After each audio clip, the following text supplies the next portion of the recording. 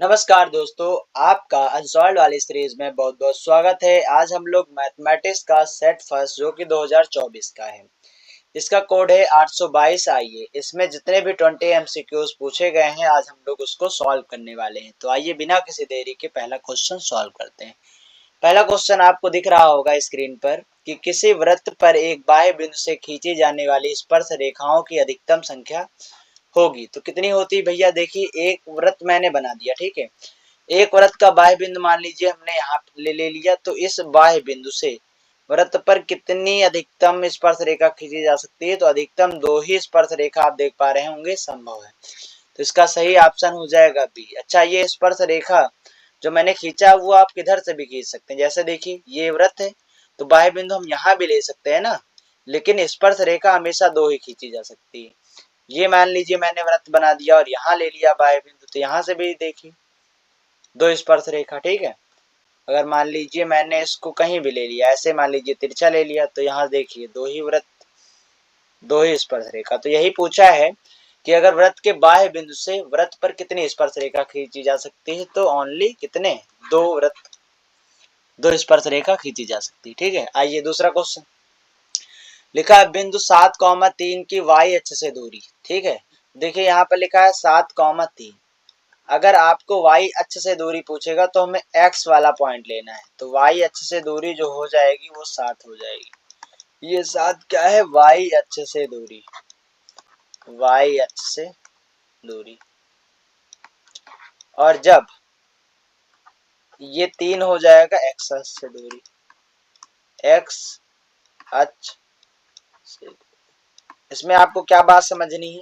जब y अक्ष से दूरी पूछे तो आपको x का पॉइंट बता देना है, और जब x अक्ष से दूरी पूछे तो y का पॉइंट बता देना है। क्लियर? तो y अक्ष से दूरी यहाँ पर कितनी हो गई? 7। ऑप्शन नंबर कौन सा सही हो जाएगा? ऑप्शन नंबर सी करेक्ट हो जाएगा। क्लियर? आइए तीसरा क्वेश्चन हमें दे रखा है, यदि p sin थीटा बराबर हो किसके? q cos थीटा के, तो cos थीटा का मान ज्ञात करना। बहुत आराम से ज्ञात हो जाएगा। देखिए यहाँ से मैंने लिख दिया p sin थीटा बराबर क्या? q cos theta. कॉसेक का तो मान ही निकालना है। यहाँ देखिए कितना आ जाएगा साइन थीटा। इस कॉस को इधर भेजेंगे तो कॉस अपॉन में आ जाएगा, बराबर में क्या आ जाएगा? क्यू बटे पी हो जाएगा। साइन थीटा बटे कॉस थीटा क्या होता है? टैन थीटा होता है। टैन थीटा लिख दीजिए। यहाँ से क्या आ गया? क्यू बटे पी। अच्छा, टैन थीटा बराबर क्या होता है? आपको पता है, लंब बटे आधार होता है। तो कड़ की वैल्यू निकालनी है, निकाल लीजिए। पाइथागोरस थ्योरम लगाइए। कड़ स्क्वायर बराबर होता है लंब स्क्वायर प्लस आधार स्क्वायर। क्लियर? तो कड़ स्क्वायर बराबर लंब की जगह रख दिया क्यू, क्यू का स्क्वायर, आधार की जगह लिख दिया कितना? पी, पी स्क्वायर हो गया। तो कड़ की वैल्यू कितनी आ गई? अंडर रूट में आ गई है आपकी Q square plus P square. अब हमसे किसका मान पूछा? हमसे पूछा कॉसेक थीटा का मान। तो आइए, कॉसेक थीटा का मान आपको पता होगा क्या होता है? कड़ बटे लंब होता है, ठीक है। क्लियर? तो कड़ की वैल्यू कितनी है आपकी? अंडर रूट में Q square plus P square, और बटे में लंब। लंब की वैल्यू कितनी दे रखी है? क्यू दे रखी है। तो क्यू, ये हो गया आपका आंसर। कौन सा ऑप्शन मैच कर रहा है? ऑप्शन आप यहाँ पर देखिए, पहला ही ऑप्शन मैच कर रहा है, ठीक है, पहला ऑप्शन। तो तीसरे क्वेश्चन का पहला ऑप्शन सही हो जाएगा। अगर आपको इस वीडियो की पीडीएफ चाहिए तो आप हमारे मोबाइल नंबर 63 86 84 47 पर आप व्हाट्सएप करेंगे तो इस वीडियो की पूरी पीडीएफ आपको व्हाट्सएप पर मिल जाएगी, ठीक है। अब आइए, चौथा क्वेश्चन दिया है tan 1 degree, tan 2 degree, tan 3 degree dot dot करके कहाँ तक दिया है? tan 89 तक दिया है। आइए थोड़ा समझाते हैं आपको। यहाँ से अगर हम tan 1 डिग्री को उठाएं, क्लियर, और tan 2 डिग्री को उठा लें, और इधर डॉट डॉट डॉट डॉट करते करते यहाँ पर बीच में लिख दें कितना? tan 45 डिग्री, और डॉट डॉट डॉट इधर हम लिख दें tan 88 डिग्री और tan 89 डिग्री। क्लियर? किसी को भी एक चेंज कर लीजिए। जैसे यहाँ पर 1 है और यहाँ पर 89, तो मिलकर 90 डिग्री बनाएगा। यहाँ पर 2 है और 89 मिलकर 90 डिग्री बनाएगा। जब भी 90 डिग्री बनाएगा किसी एक को चेंज कर लीजिए, चाहे इस 1 वाले को चेंज करिए, चाहे 89 वाले को, चाहे इधर 2 को चेंज करिए, चाहे 89 को। तो हम इधर ही चेंज कर लेते हैं। देखिए tan 1 डिग्री है तो tan 1 डिग्री को हम क्या लिख सकते हैं? 90 में से माइनस करेंगे 89 को। कहाँ से आइडिया आएगा 89 माइनस करना? यहाँ से आइडिया आ जाएगा। क्लियर? तो देखिए 90 में से 89 माइनस करेंगे तो 1 ही बचेगा, यानी tan का tan लिख दिया, ये अभी भी 1 ही लिखा है। क्लियर। इसको थोड़ा सा हम जो है क्लियर कर देते हैं, 1 सेकंड, इसको अच्छे से मिटा ले ताकि अच्छे से दिखे। ठीक, अब आइए, ये 1 डिग्री हो गया, यहाँ गुणे का निशान लगाएंगे। तो गुणे का निशान लगाएंगे तो tan 2 डिग्री को क्या लिखेंगे, 90 माइनस 88। क्लियर। इसी तरीके से देखिए डॉट डॉट डॉट, ये 46 वाला जो यहाँ पर tan 46 लिखा जाएगा, वो यहाँ पे तो tan 44 आएगा। आइए लिख देते हैं tan 44 डिग्री, यहाँ पर क्या आएगा, tan 46 डिग्री आएगा। क्लियर। ये दोनों मिलकर क्या बनाएंगे, 90 बनाएंगे। 46 और 44 क्या बनाएंगे, 90 ही तो बनाएंगे। यहाँ तक तो सारी प्रोसेस वैसे ही होती चली जाएगी। तो डॉट डॉट डॉट ऐसे लिख दिया, यहाँ पर tan 88 डिग्री लिखा रहने दीजिए। यहाँ पर गुणे में क्या लिख दीजिए, tan 89 डिग्री लिख दीजिए।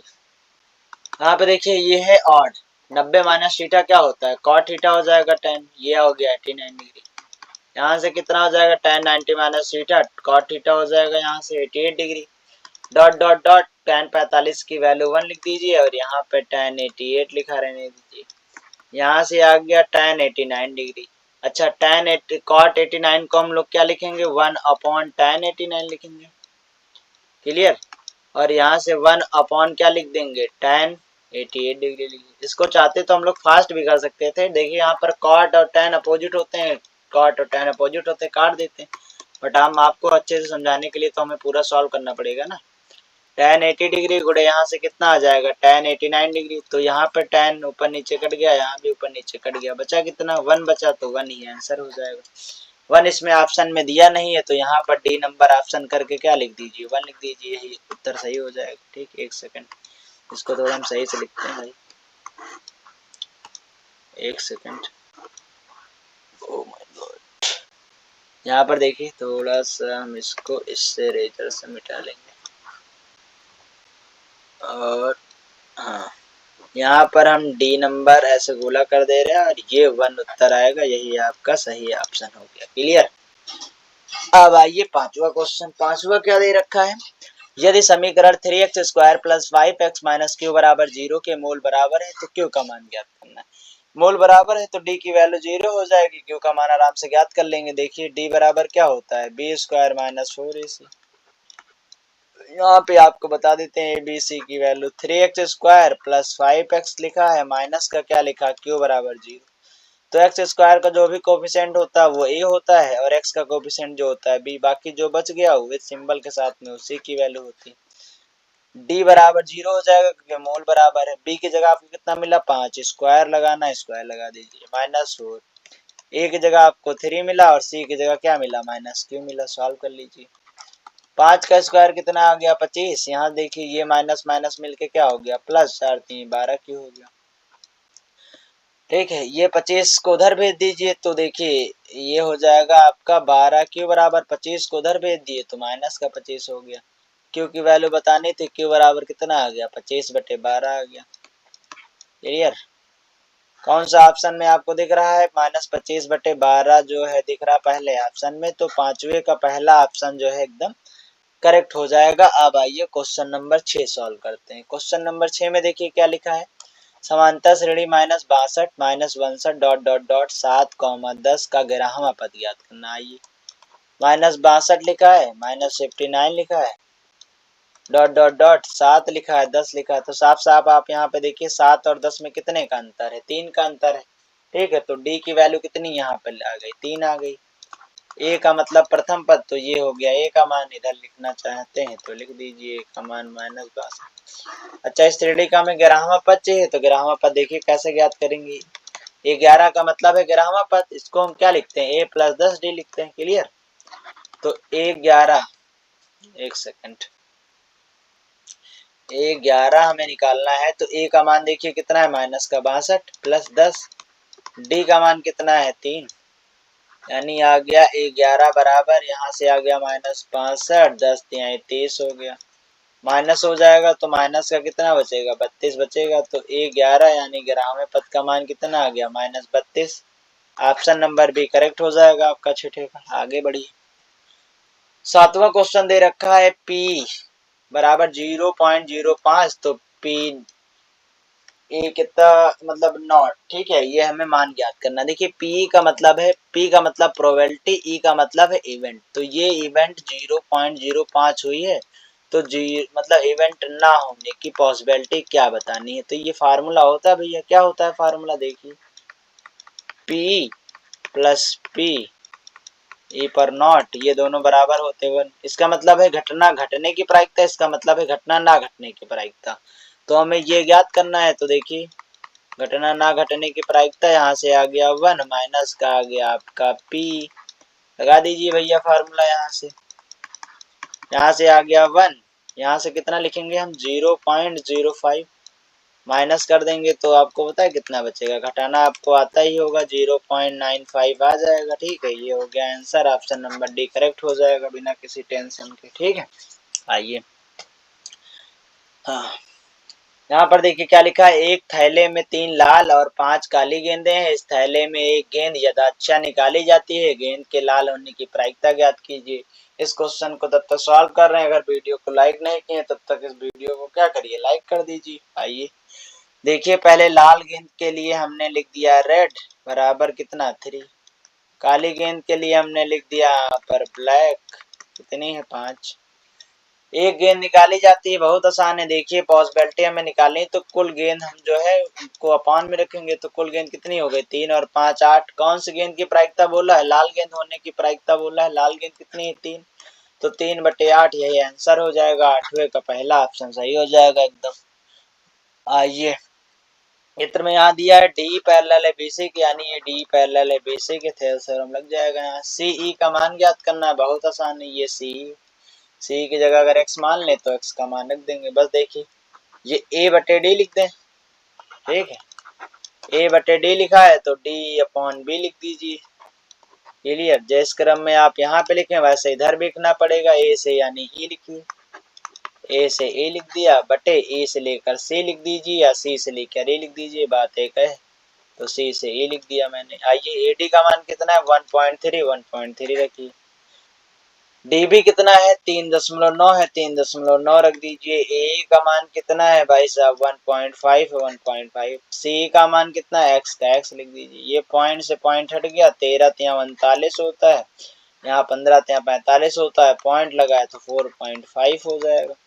सेंटीमीटर लिखा है तो सेंटीमीटर लगा दीजिए, ये हो गई आपकी यूनिट, डी नंबर आपका ऑप्शन एकदम करेक्ट हो जाएगा, क्लियर।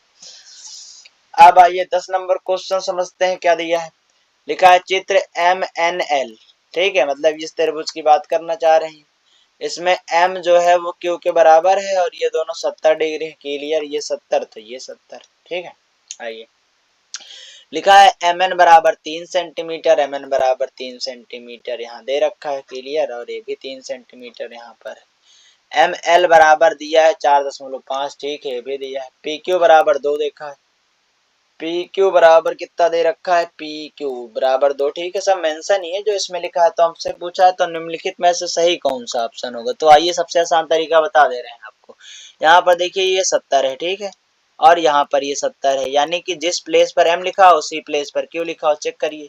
यहाँ पर m बीच में लिखा है, यहाँ पर q बीच में नहीं लिखा है, तो ये गलत हो गया, हटाइए। यहाँ पर m बीच में लिखा है, यहाँ क्यू बीच में नहीं लिखा है, तो ये भी गलत, क्योंकि ये भी 70 है, ये भी 70 है, तो दोनों बराबर होना चाहिए ना। तो यहाँ m बीच में लिखा है, यहाँ क्यू बीच में लिखा है, इसका मतलब ये सही हो जाएगा, ठीक है, ये ऑप्शन आपका करेक्ट हो जाएगा। लेकिन इसमें एक ऑप्शन इनमें से कोई नहीं दिया है, अगर ये ऑप्शन ना मिलता तो क्या करते हैं, इनमें से कोई नहीं ऑप्शन लगा देते, क्लियर। आगे बढ़ते हैं, हमको दे रखा है 1/2 सेंटीमीटर व्यास के गोले का वक्रपृष्ठ, हमसे क्या पूछा है, गोले का पृष्ठ ज्ञात करना है। गोले का पृष्ठ क्या होता है भैया, फार्मूला होता है 4πr² होता है गोले का पृष्ठ। तो त्रिज्या हमको, चलिए पाई का पाई रख दीजिए, हमको व्यास दे रखा है तो यहाँ त्रिज्या रखनी पड़ेगी भाई, देखिए, यानी डी बराबर हमको कितना दे रखा है 1/2, ये तो दे रखा है व्यास बराबर, तो हम डी को क्या लिख सकते हैं 2r लिख सकते हैं, तो 1/2 हो गया, आर की वैल्यू यहाँ से कितनी आ गई 1/4 आ गई, तो हम इसकी जगह क्या रखेंगे, आर स्क्वायर है तो 1/4 और एक बार और 1/4 रखेंगे, तो 1 4 से तो 4 1 खत्म हो गया, ऊपर क्या बचा पाई बचा, अपान में क्या बचा 4 बचा, क्षेत्रफल निकालने के लिए हम सेंटीमीटर स्क्वायर लगाते हैं, तो पाई बटे 4 सेंटीमीटर स्क्वायर हो जाएगा। 11वें का बी नंबर ऑप्शन सही हो जाएगा। ठीक है, आइए 12 नंबर क्वेश्चन देखते हैं क्या लिखा है। लिखा है 6 सेंटीमीटर त्रिज्या के वृत्त पर एक चाप केंद्र पर 30 डिग्री का कोण अंतरित करता है, संगत चाप की माप होगी। संगत चाप का मतलब क्या है, जैसे मान लीजिए एक वृत्त है, क्लियर, और आपसे यहाँ पर कितने डिग्री का कोण बना रहा है, 30 डिग्री का बना रहा है, ये हो गई आपकी त्रिज्या। तो ये आपसे पूछा है ये किसका पार्ट होता है, ये परिधि का पार्ट होता है। परिधि का फार्मूला 2 पाई आर होता है, एंगल से हम लोग कर लेंगे, आ जाएगा। ठीक है, तो यहाँ हम लिख लेते हैं चाप की माप। चाप की माप, चाप की माप बराबर क्या हो जाएगा, थीटा बटे 360। अगर एरिया निकालना हो तो पाई आर स्क्वायर और चाप निकालना हो तो 2 पाई आर, ये होता है फार्मूला। रख दीजिए मान। थीटा की जगह हम कितना रख देंगे, थीटा की जगह हमें कितना दे रखा है, 30 दे रखा है, 30 रख दीजिए। 360 की जगह 360 हो गया। 2 की जगह 2 रख दिया, पाई की जगह पाई रख दीजिए। आर की जगह कितना रख दें, 6 दिया है, 6 रख दीजिए। ये कितनी बार में कट गया, 12 बार में टोटल कट चुका है। ठीक है, यहाँ से काट दीजिए। देखिए 6 दूनी 12 ऊपर भी है, 12 अपॉन में भी, तो कितना आ गया, पाई आ गया। और चाप की माप तो सेंटीमीटर में यूनिट हो जाएगी। तो पाई कौन से ऑप्शन में, डी ऑप्शन में है, डी ऑप्शन करेक्ट हो जाएगा। क्लियर, आइए आगे बढ़ते हैं। 13 नंबर क्वेश्चन थोड़ा अच्छा लग रहा है। देखिए क्या लिखा है, 5 सेंटीमीटर त्रिज्या के एक वृत्त के बिंदु पर खींची गई स्पर्श रेखा पी क्यू।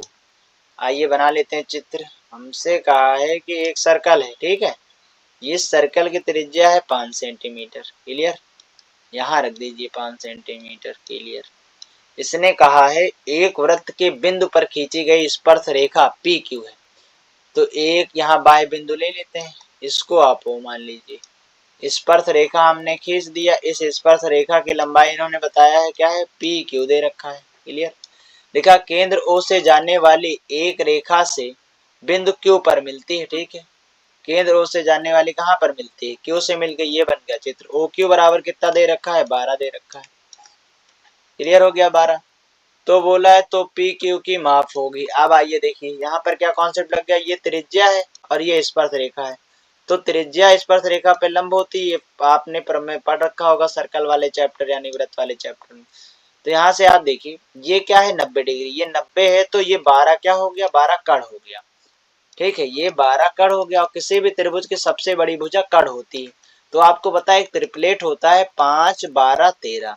बहुत बच्चे क्या करते हैं, जल्दबाजी में यही त्रिप्लेट लगा देते हैं कि अगर एक 5 एक 12 है तो 13 है, जो कि ये उत्तर गलत हो जाएगा भाई। इसमें यहाँ पर 12 और 13 और 5 उत्तर तब आता भाई साहब जब यहाँ पर ये कड़ ना होता। जैसे ये देखिए ये ट्रेंगल जो बना है, ये अगर 90 डिग्री यहाँ पर 13 होता, यहाँ 5 होता, तब तो ये 12 हो जाता। पूछो क्यों, क्योंकि हमको पता है त्रिभुज की जो सबसे बड़ी भुजा होती है कड़। तो यहाँ पर सबसे बड़ी भुजा इन तीनों में देखिए, इन तीनों में सबसे बड़ी भुजा क्या है, 13 ही तो आ रहा है त्रिप्लेट में। इसलिए 5 अगर दिया है तो 12 तो 100% हो सकता है। बट अगर 12 ही कड़ हो गया तो अब इससे बड़ी इस त्रिभुज में कोई भुजा हो ही नहीं सकती। तो हम कैसे मान ले कि ये 13 होगा, तो ये 13 नहीं होगा। यानी कि ये हो गया हमारे पास लंब, ये हो गया कर्ण। तो हमें आधार निकालना है। 12 बरैया में 144, 50 25, 144 में से 25 माइनस करेंगे 119, यानी ऑप्शन नंबर डी करेक्ट हो जाएगा आपको। यहाँ पर हम आपको सॉल्व करके भी बता दे रहे हैं। देखिए कर्ण स्क्वायर बराबर क्या हो जाएगा, लंब स्क्वायर प्लस आधार स्क्वायर। इसकी वैल्यू बतानी। कर्ण स्क्वायर की जगह कितना रखेंगे, 12 का स्क्वायर रखेंगे। लंब की जगह कितना रखेंगे, 5 का स्क्वायर प्लस यहाँ से आ गया आधार का स्क्वायर। 12 बरैया में हो गया 144, माइनस का यहाँ 50 25 हो जाएगा, बराबर आ जाएगा आधार स्क्वायर। आधार बराबर देखिए 144 में से 25 गया, कितना बचा, 119 बचा। और आधार का जो स्क्वायर था इधर आ गया रूट। तो ऑप्शन नंबर डी क्या हो गया, करेक्ट हो गया। अब आइए 14 नंबर क्वेश्चन। क्या हमसे पूछा है, लिखा है संख्याओं 182 तथा 78 का एचसीएफ हो गया। आइए भाग विधि कर लेते हैं। पहले आप दोनों संख्याओं को लिखिए, उसके बाद से छोटी संख्या से आप भाग दीजिए। किस में भाग देंगे, बड़ी संख्या में भाग देंगे। चाहे कितनी बार में जा सकता है, हमको लग रहा है ये 2 बार में जा सकता है, इससे ज्यादा बार में तो जाएगा नहीं। 2 × 16 के 6 हो जाएगा, 2 × 7 14, 1 15 हो गया। क्लियर, माइनस कर दीजिए। यहाँ बचा 6, यहाँ बचा 7, 7 में से 5 गया, कितना बचा, 2 बचा। ठीक, अब ये 26 जो हो गया इसको ऐसे नोट कर लीजिए। अब ये 26 बड़ा हो गया, ये 78 छोटा हो गया, तो 78 को यहाँ लिख दीजिए। अच्छा 26 दूना कितना होता है, 72 होता है, तो 26 दूना 72 हो गया, यहाँ बचा 6। अब 6 छोटा हो गया और 26 बड़ा हो गया, 26 को यहाँ लिखिए। तो अब यहाँ से देखिए 6 से कितनी बार में कटेगा, 6 चौके 24 हो गया। बचा कितना, बचा यहाँ पर 2, 2 से ये कट जाएगा 6, तो 2 तिहाई 6, ये 6 से कट गया तो इसका एचसीएफ कितना आ गया, इसका एचसीएफ तो 2 आ गया, इसका एचसीएफ कितना आ गया, 2 आ गया। एक बार और चेक कर लेते हैं, हमको लग रहा है ऑप्शन में 6 तो दे ही 2 तो है ही नहीं, तो इसका एचसीएफ क्या हो गया है, हमको लग रहा है कहीं पे हमने कुछ मिस्टेक कर दिया है। देखते हैं एक बार, चेक करते हैं। देखिए यहाँ पर 78 है, यहाँ पर 2 है, तो 2 8 16 के 6 हो गया। ठीक है, 2 7 14 1 15, फिर हमने 12 में से 6 घटाया 6 हो गया, बचा 7, 7 में से 5 गया 2, यह हो गया 26। ठीक है, 36 दूना 72 होता, लेकिन हमने 26 दूना 72 कर दिया, सॉरी, यहाँ पर देखिए मिस्टेक हो गई। एक सेकंड, यहाँ पर जो मिस्टेक हो गई है इसको मिटालते हैं। 26 दूना नहीं, 36 दूना 72 होता है ना। आइए 26 दूना, यहाँ पे देखिए 3 बार में जाएगा तो 3 बार में हमको लग रहा चला जाएगा, तो 3 छंग कितना हो गया, 3 छंग 18 के 8, 3 दूनी 6, एक साथ पूरा कट गया 26 बार में, तो 26 ही क्या हो गया, एचसीएफ हो गया। जिससे पूरी तरीके से कट जाता है वही हो जाता है आंसर। मैंने गलती से, हमको लगा कि 36 है इसलिए हमने 72 बोल दिया। ऑप्शन नंबर बी ही करेक्ट हो जाएगा, 14 का ऑप्शन नंबर बी करेक्ट हो जाएगा। आइए 15 नंबर क्या लिखा है, एक बेलन के आधार की त्रिज्या 3.5 सेंटीमीटर है, यदि उसकी ऊंचाई 8.4 सेंटीमीटर हो तो उसका वक्रपृष्ठीय क्षेत्रफल ज्ञात कीजिए। एक बेलन के आधार की त्रिज्या कितनी दे रखी है, 3.5 सेंटीमीटर दे रखी है, उसकी ऊंचाई भी हमें पता है 8.4 सेंटीमीटर, तो उसका वक्रपृष्ठीय क्षेत्रफल नहीं ज्ञात कर पाएंगे, आराम से ज्ञात कर लेंगे क्योंकि हमें आर पता है, एच पता है। तो बेलन का वक्रपृष्ठीय क्षेत्रफल का फार्मूला क्या होता है, 2 पाई आर एच, यही तो होता है बेलन के वक्रपृष्ठीय। ठीक है, पाई में उत्तर दे रहा तो पाई की टेंशन छोड़ दीजिए, पाई को ऐसे लिख दीजिए। आर का मान कितना रखेंगे, 3.5, ऊंचाई कितनी दे रखी, 8.4 रख दे रखी। ठीक है, इसको अच्छे से बना देते हैं।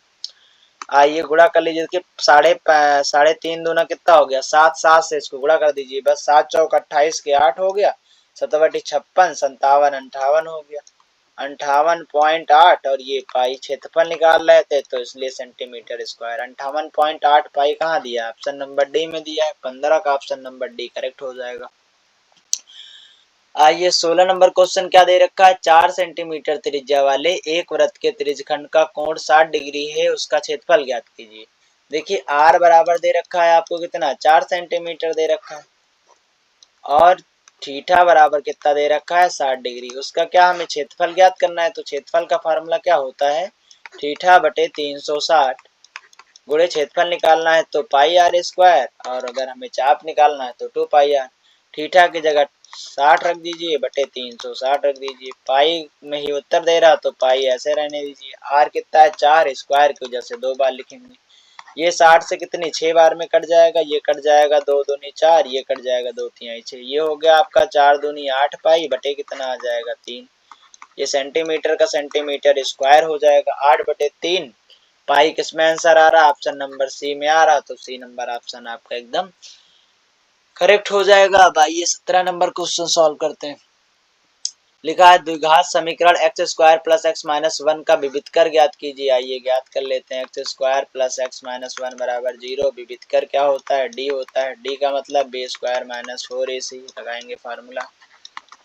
बी स्क्वायर, बी की जगह तो 1 है, 1 का स्क्वायर कर दीजिए माइनस 4, ए की जगह कितना है 1, सी की जगह कितना है माइनस 1, डी बराबर 1 का स्क्वायर 1, यहाँ से माइनस माइनस प्लस हो गया, 4 एक 4 हो गया, 4 1, ये माइनस माइनस क्या हो गया है आपका प्लस, यहाँ बचा 1, 4 एक 4, 4 1 5, 4 1 क्या हो गया 5 हो गया, तो 17 का ऑप्शन नंबर बी करेक्ट हो जाएगा। लेकिन वहां -5 लिखा है, एक बार और चेक कर लेते हैं कुछ गलत तो नहीं हुआ। देखिए क्या लिखा है, x square plus x minus 1 रखा है, तो यहाँ पे बी स्क्वायर माइनस 4 इसी फार्मूला होता है। बी की जगह 1 था, 1 स्क्वायर कर दिया, माइनस का माइनस, 4 का 4, 1 का 1, सी की जगह -1 था, -1 लिख दिया, माइनस माइनस प्लस लिख दिया। ठीक है, तो जो है 4 1 5 ही आएगा, ये माइनस हटा दीजिए, गलती से आ गया होगा, मिसप्रिंट है।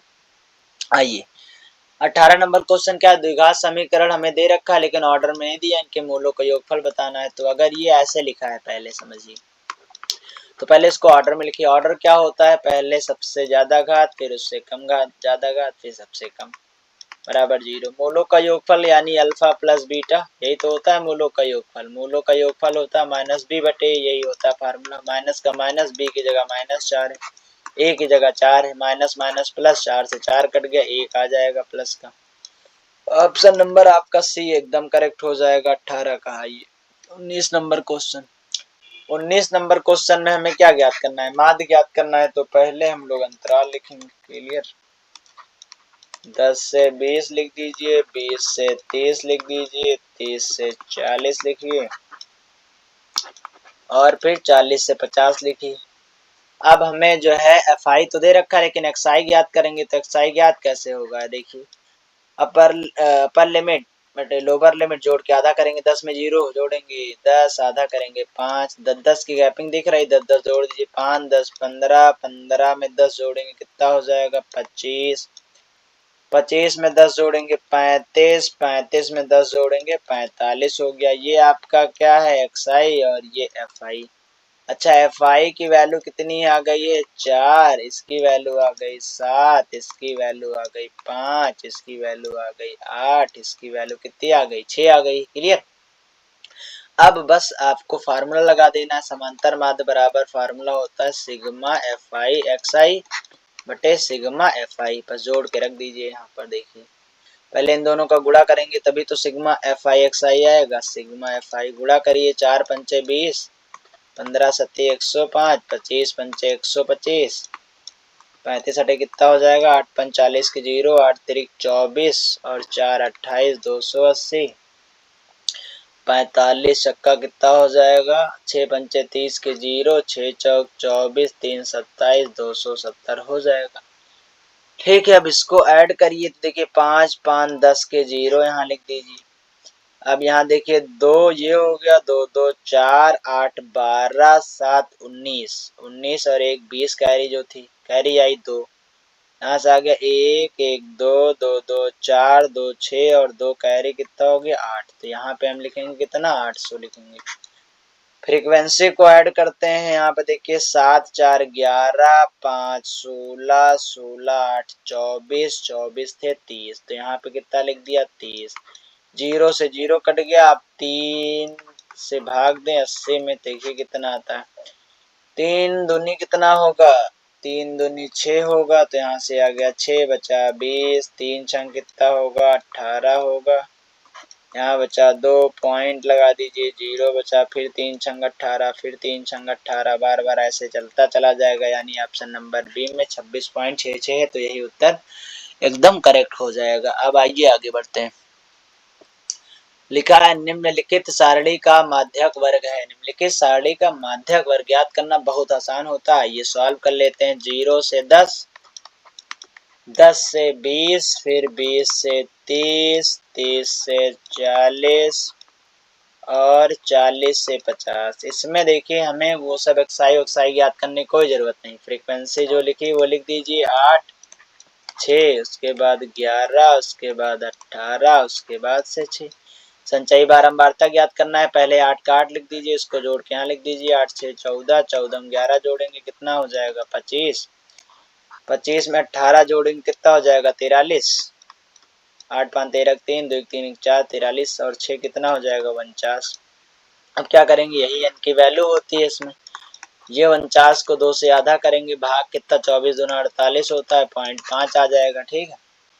अब आइए 24.5 से जस्ट ज्यादा नंबर कौन सा मिल रहा है, 25 मिल रहा है। तो 25 के सामने वाला जो बॉक्स है वर्ग अंतराल का, वही क्या हो जाएगा, वही आपका माध्यक वर्ग हो जाएगा। यानी 20 से 30 ऑप्शन कहाँ दे रखा है, ऑप्शन नंबर बी में दे रखा है। यही ऑप्शन एकदम करेक्ट हो जाएगा। उम्मीद करता हूँ कि इस वीडियो में बताए गए सारे क्वेश्चन आपको अच्छे से समझ में आ गए होंगे। अगर आपको इस वीडियो की पीडीएफ चाहिए तो आप हमारे मोबाइल नंबर 63 86 84 47 96 पर व्हाट्सएप करेंगे तो आपको इस वीडियो की पीडीएफ मिल जाएगी।